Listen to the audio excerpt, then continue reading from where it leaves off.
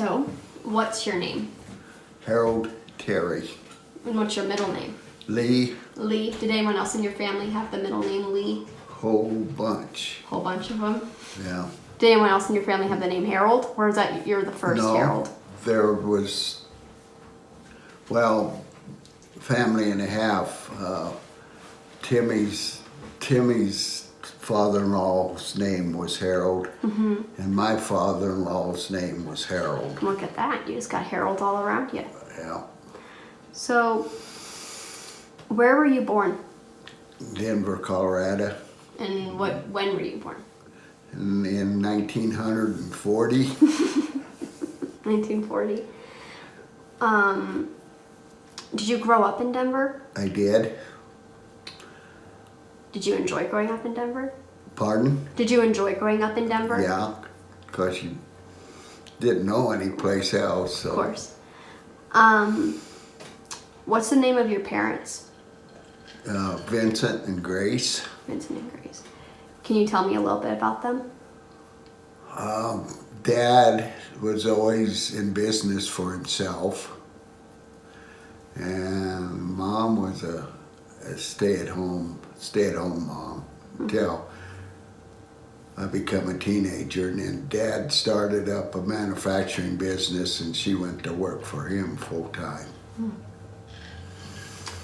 Can you tell me about your parents' personality, how they were as parents? They never cussed. Dad never cussed, and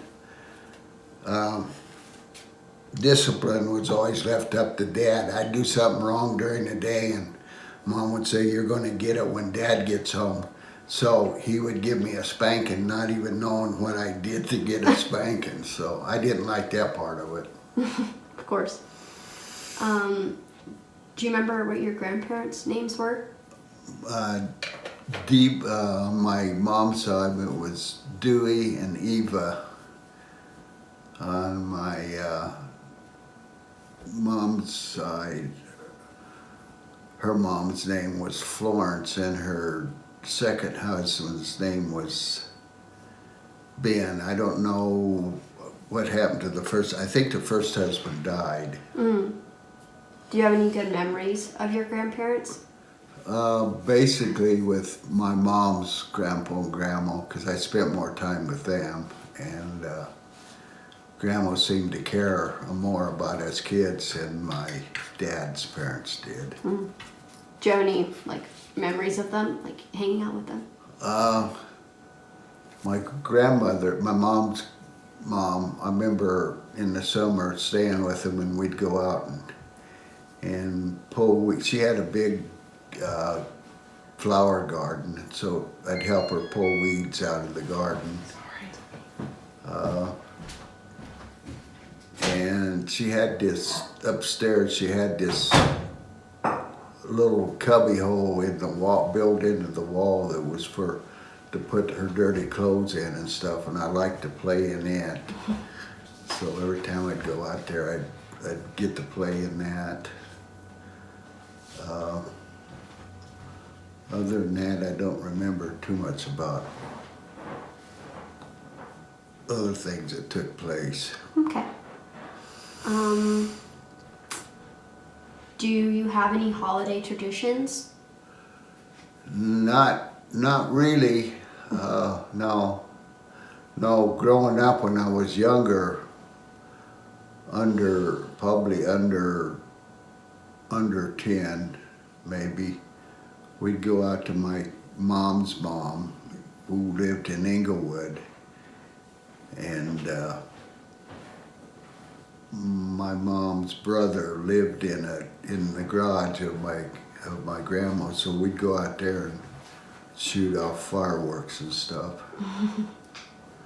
The fireworks we got to shoot off then were like what the commercial fireworks gets to shoot off now. It was big time stuff. Oh, really?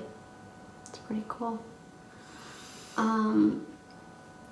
Let's see. Do you remember what your house was like when you were little? Oh yeah, yeah. When we moved into it after Dad was in World War II in the Navy, And then he was stationed out there, and so Mom was out there with him. I don't remember going out there. I remember parts of it coming back, but when we got back, his dad had started building him a house, so all it had was the 4 exterior walls and the roof. There was no, inside was not partitioned off or even slightly finished. So we moved into it. Nice. When we come back, and the first night we was there, we had electrical storm and a ball of lightning come through. We had a potbelly stove in the house in the front room that heated the whole house, and the ball of fire hit the potbelly stove. Then it bounced off, and Mom had a suitcase that our clothes opened up pretty close to it. Well, it bounced off of the stove and landed in the suitcase and got the suitcase on fire. But at that time, there wasn't that many houses in where we were living, so the neighbors all got their garden hoses together and come and put the fire out. It started a fire in the house, and then on the outside, they put it all out.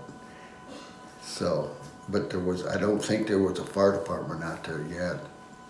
Established fire department. Right. That was in actually South Denver, Southwest Denver. The area was called Westwood. And that's where I grew up until I was about, I think, about 13 or 14 years old. Wow.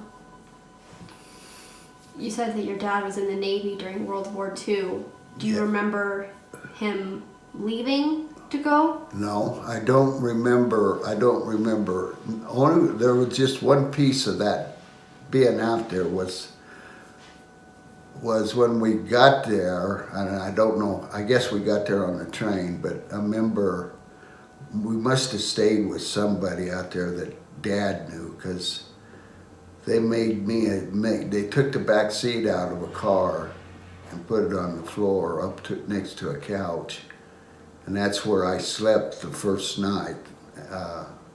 But then the next memory I have of that was we lived in a small trailer, camp trailer. It was really small, and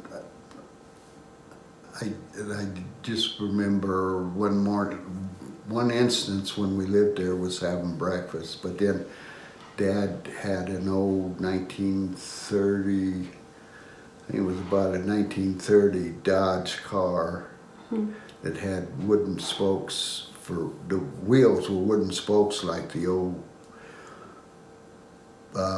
buckboards and stuff that people used when we had horse and carriage. And I remember I really liked that car, but then that's basically all I can remember of being out there. Yeah. And out there is California? Yeah, we was in I think we was in San Diego, where we at. Nice.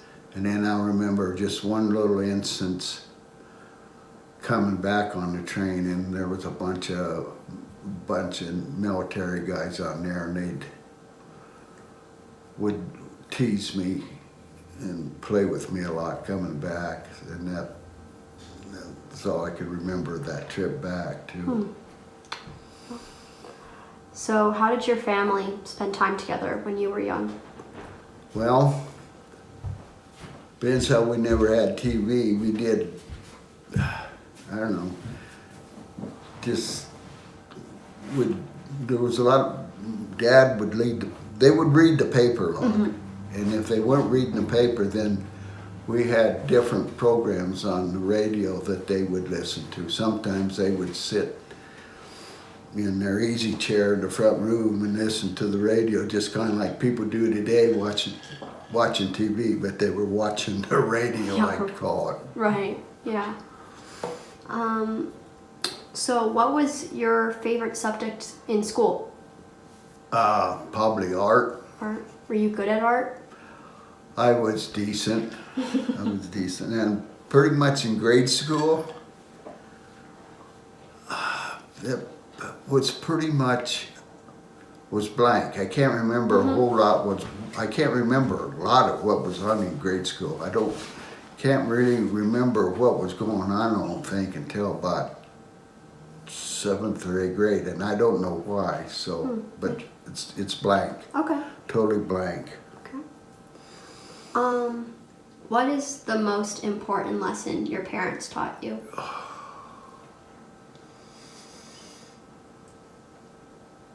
Probably to be truthful and work for what you want, not to expect it to be given to you. Yep. So I can remember, I must have been about, I don't know, maybe 7 or 8 years old. And my mom's sister lived across, we lived in a neighborhood that had alleyways. She lived across the alley. And she bought, Cowboys and Indians were big. And so she bought him a holster that would carry 2 guns, and for her oldest son, and it was way too big. So when I was there, when he tried it on, found out that it was too big. So I asked my aunt, I says, could I have that? She says, yeah, but you're gonna have to work for me in order to get it. So her husband, my Uncle Wade, had a floor sanding business, and they had a shed out. I call it a shed. It was just a small building, and his office was back there. So at night, after I got out of school, I had to go dust and sweep the office. And I did that. I don't remember how long I did it, but I did it long enough for her to finally decide that I'd worked enough to pay off my bill to get the holsters. Now, Timmy has that holster put up with a lot of stuff that we had when we was kids, so it's still in the family, which is cool. That's cool. I think that's about, I think that's all that I can remember they, left me with, was being honest and work for what you wanted. Speaking of your aunts and uncles, But, do you remember how many aunts and uncles you had? well, the one I was talking about, the aunt and her husband Wade, it seems like I spent an awful lot of time with them because they lived across the alley. And my uncle had a motorcycle, a 3-wheel motorcycle that he used to check up on the business he was doing. So every time he'd go check up on a business, he'd come and get me, throw me on behind the seat, and we'd take off, go checking on these businesses. Or even if there was a siren that was close, he'd come and get me, let's go find out where that fire truck went. So we'd get on it and go chase down the fire truck. But it seems like I did a whole awful, I remember doing more with them than I did with my own parents. Really? So, it was like, I think they were like better than parents, so and of course my uncle took a liking to me, so I guess that's why he went. It might be that because I was the first kid in the family, it might have been why he took such a liking to me. And then there was a new store being built downtown. I think it was might have been Jocelyn's, a department store. And it was still under construction, and he had the business of putting in the wood floors, but they also were putting in an escalator, which would have been the first escalator in town. And so when we went down there, he says, I want this kid to ride this escalator, be the first one to ride an escalator. Well, it wasn't even running yet. It was set up to run, but it hadn't been hooked up to electricity yet. So he went and hooked it up to electricity and started it up and put me on it, and I went up to the 2nd floor on the escalator. I don't remember coming back down or how I got down. All I can remember was but really at the time, it was nice that he let me do it, but I didn't really at the time see the significances of what he was doing, being the first person to ride an escalator in Denver. So after I got older and thought about it, I thought that was pretty cool. Yeah. So, but they used to take me places all the time. Let's see. What did your friends do for fun when you were young, and who were your friends? I didn't have only a couple. I only had, actually, right now I can only remember having one friend, and he was the one, I don't know, I must have been about, again, Right. maybe 7 or 8, maybe 9 years old. What we did was ride bicycles, and then there was a time period where the kids in the neighborhood would make things out of boxes, like they would be like an army tank or something, and then they'd play war, and we'd throw rocks at one another in our tanks.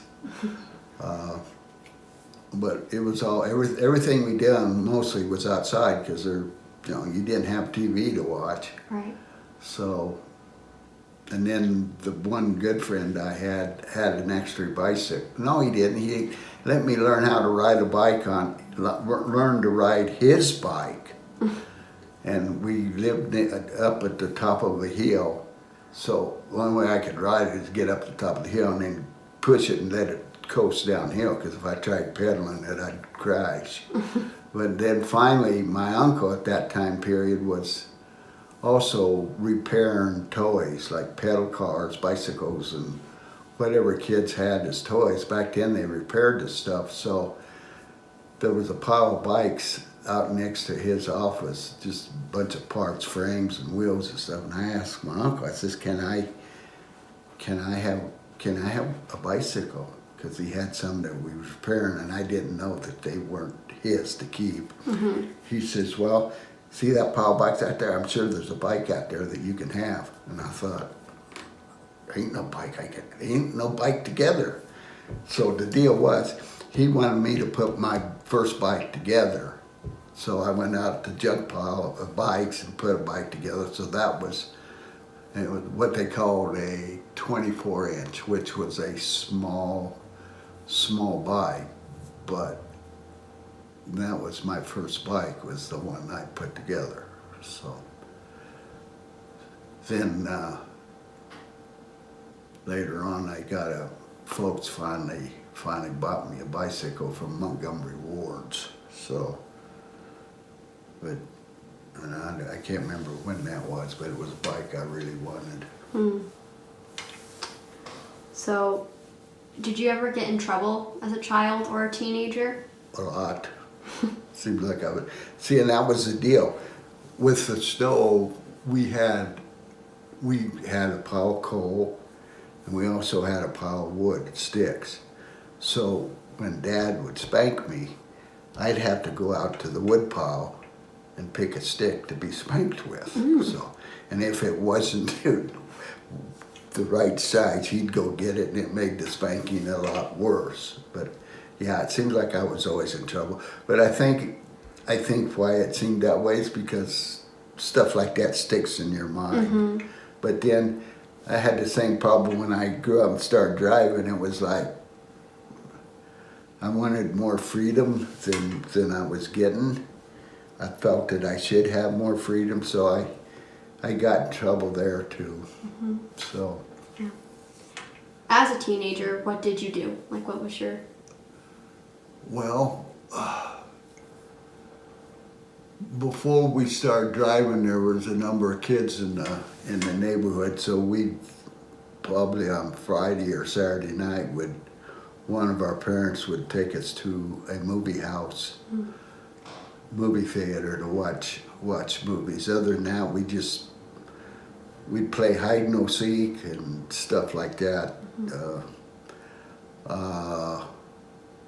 And then my dad bought a pool table, I don't know, when I was about 13 or 14 years old, and we had a house downstairs and had a basement, so put it downstairs. So then finally, there was probably about 4 or 5 boys that lived in the neighborhood, so we started playing pool and making it competitive. We had each it's like organized sports with the pool table. So that took up a lot of our time. We played pool about every night. So, but back then you didn't have all the conveniences that you guys have. So we did other things to keep ourselves busy. Right. What was your first car? And tell me about it. It was a 1951 Chevy, two-tone gray, that my parents helped me get. The only problem I didn't like about it was they didn't think I could drive a stick shift, so it was an automatic shift. And then it got to a point where the transmissions kept going out in it, and I'd have to fix the transmissions every weekend. So Dad finally went and traded it in and got me a 1954 Chevy, which was the car I had when Grandma and I started dating and got married. Was that Chevy? So. Were you in a car group as a teenager, or was that when you were a little older? I don't know. How would you call that? Like a car club? Yeah, car club. Yeah, no. When I started driving, then I got car clubs were the big deal. So I joined a car club, and they would have different events like it's what's called a poker run, but they would give you instructions where to go on this. It was a trip, and they'd give you instructions where to go, and you had checkpoints that you had to stop at and get information as to where the next checkpoint was. And the whole idea of this was for the person that had the best time without speeding, just normal driving, because they had driven the route before a number of times to figure out how, and then you would get a prize there. But then at the time I joined that club, Bandamere was in the process of building the track up there. And his whole idea at first for building the track was there was a lot of drag racing on the street. And what he wanted the kids to do to come up there on Friday and Saturday night and do their drag racing legally. Be safe. So, and then he was also looking for donations to build his track. So that was one reason why he'd come around to the different car clubs to get donations. And so, but if anybody donated, I don't remember how much it was, X number of dollars, you got this little card that said that you could go up there and race on Friday and Saturday night for nothing. He was charging just a few bucks anyway to race up there, because he was trying to get the kids off the street. But you could do that for the rest of your life. And at some point I lost that little card, which would be nice to have now, just to have it, but it disappeared. How did you meet Grandma? She lived across the street, and I seen her out doing yard work, and I said to myself, someday I'm going to marry that girl.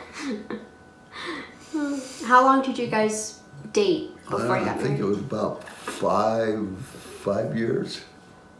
4 or 5 years. Probably 3. Seemed like, you sure? How old were you when you... I was 14. You were 14 and you were... I must have been 18 then. Well, you were probably 17, going on 18, because you're almost 3 years older than me, almost. How did you propose? We was at A&W root beer, used to have root beer stands where you could drive up, and they had these trays that you'd roll the window down and you'd put the tray on the window. You've probably seen them in some old movies. Well, that's the way it was. And then you'd order a root beer and they'd put it on the stand and you'd pay for it.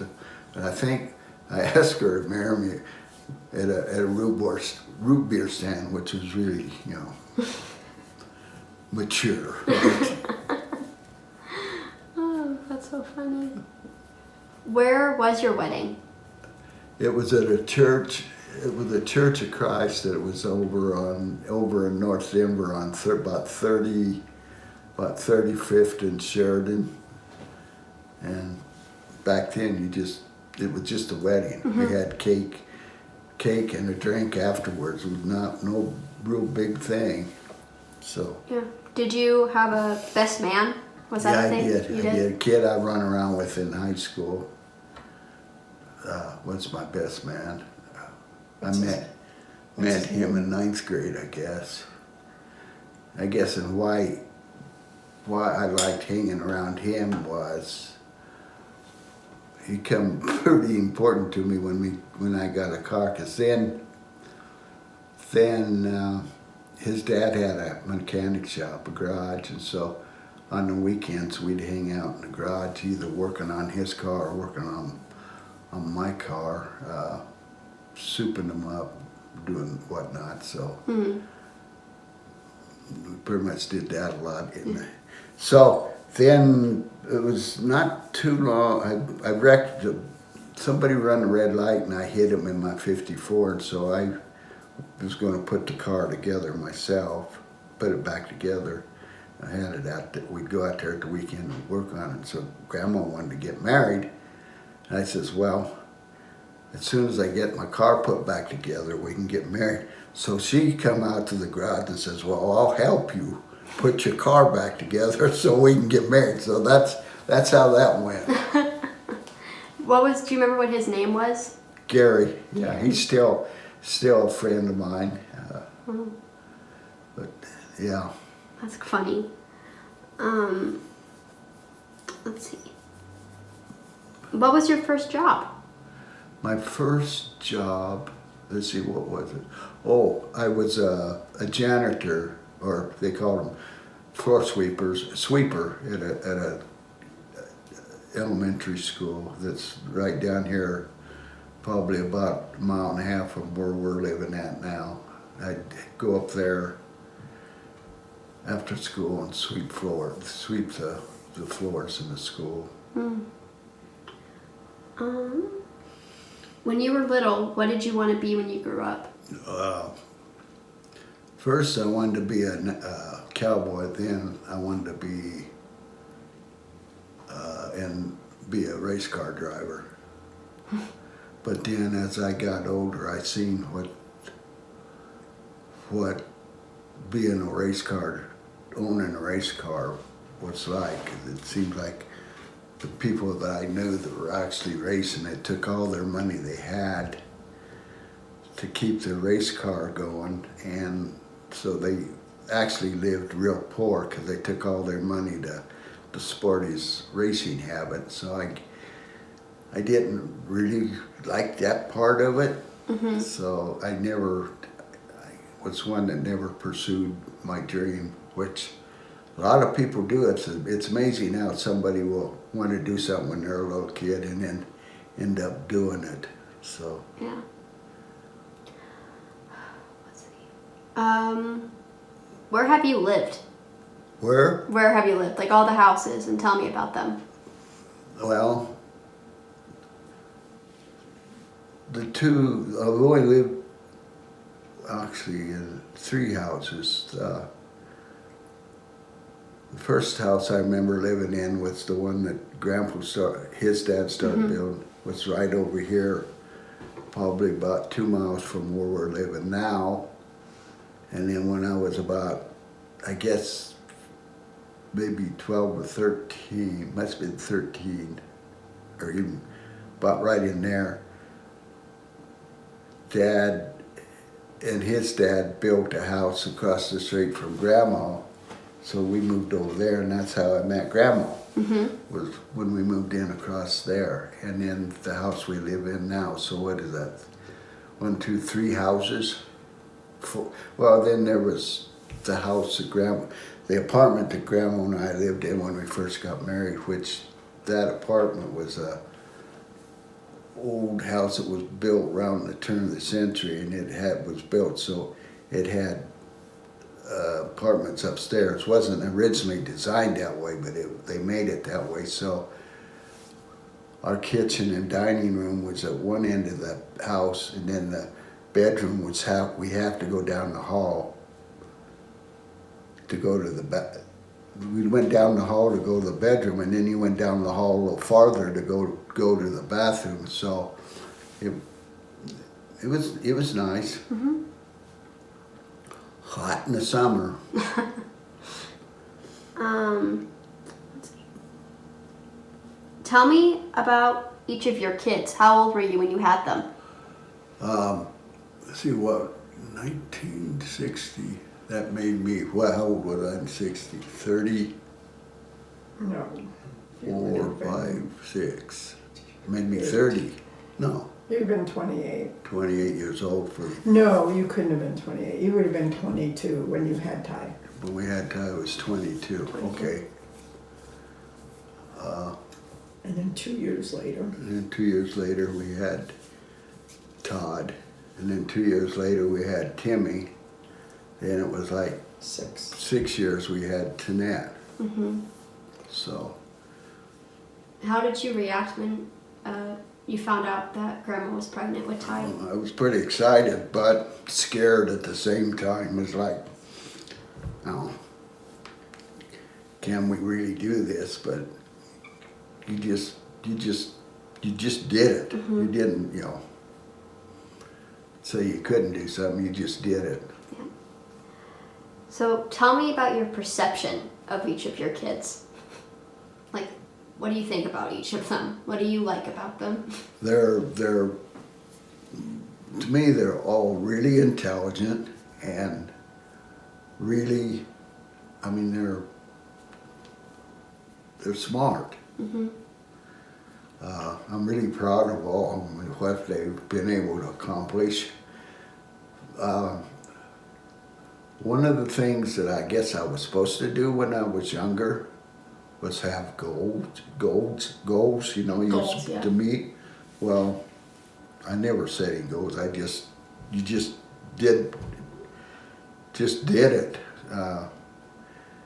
And people will use the excuse that if they get a divorce or something, well, we got married when we was real young. To me, that was never an excuse. It shouldn't ever be an excuse. You just do it. You don't really worry about it because you're too dumb not to know, right? So I think mix all that, but I'm really proud of all my kids. It's amazing what they've accomplished. Mm-hmm.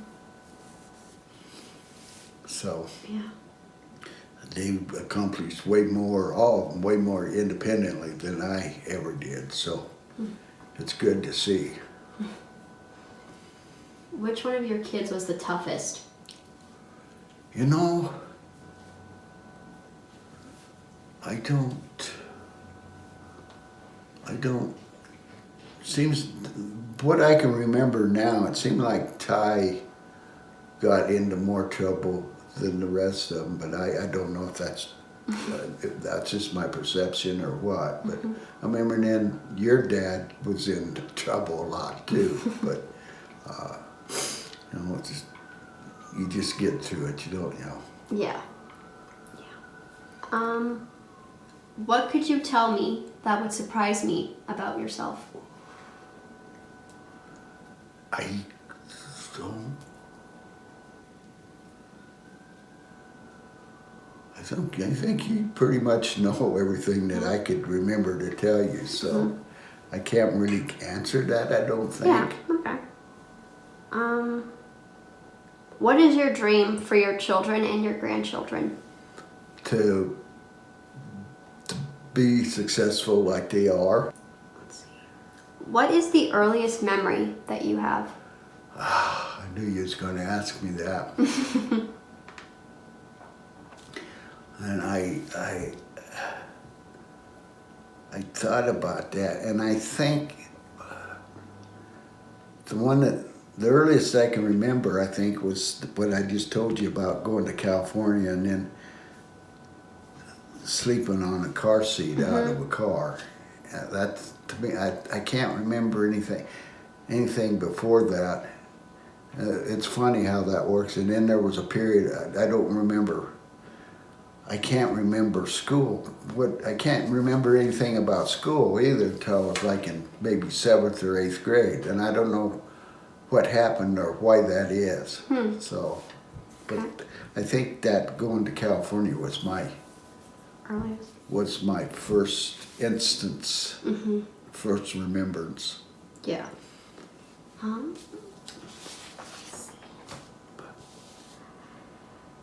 What makes you happy? My family. Yeah, just being around family. That's good. That's a good one. And that's all I need is Yeah. family. Yeah. So, yeah. Have you owned any pets? And yeah, growing up, Grandma and I had, three pets. And when I grew up, I think I had like 3 dogs growing up. And then the last one we had, the last dog we had, when we lived over here by close to where we live now, there was no leash law. You could, you know. And then when we become a teenager, and when I moved across from Grandma, then there was a leash law, and so that dog we finally had to get rid of because we had him chained up, and then we went out to my grandma's for fireworks, right? Mm-hmm. So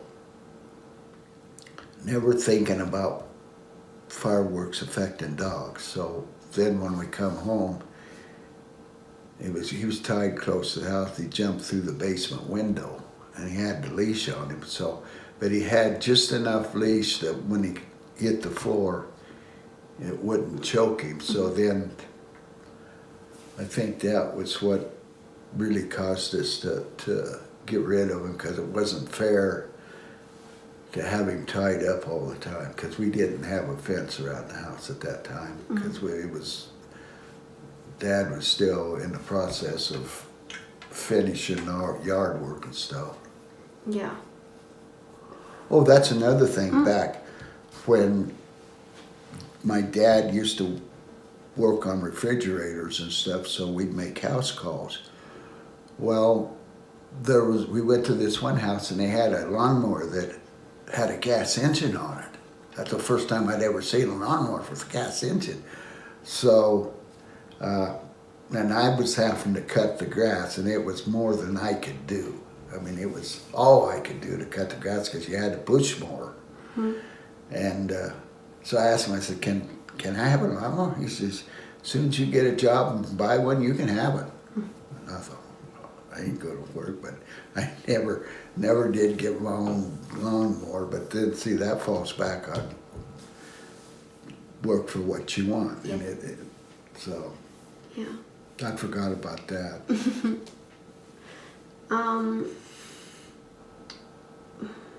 Tell me something. Oh, well, tell me some of your best memories in your life. Probably meeting Grandma. That's a good one. It's Good answer. really, talk about lighting up your life. Well, that was my light. So, yeah. That's a good one. And then all you kids has been a real joy. Yeah. What would you change?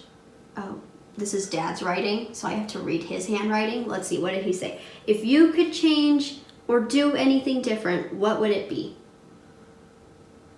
I don't think I could change anything, really. No. I probably should have been more successful, but I did what I thought I could do, so That's all good. that was, Yeah. What are you most proud of? the family, Good. That's a good one. you guys. In what way are all your children different, like their personalities?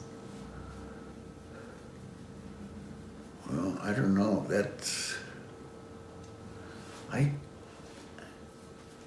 don't know if they're a whole lot different really in personality. I mean, they're all good, all caring, you know, and they willing to help at all times. So I don't know that I could really see that much difference in their personalities. No. Okay. I don't know. I couldn't give an honest answer on that. Okay. For future generations of our family, what would you like them to know about? This could be a story, it could be anything. I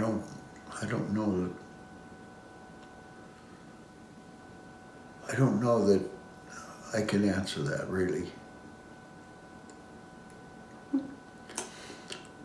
You're all done. Unless you want to tell me something else. That's it? Yeah, unless you want to give me something. Did I real quick. pass? Yeah, you did. You did full colors, A+. Okay. Unless there's something else you want to tell me, and if there No. is, you can. I don't think so. No. Okay. Perfect. That was great.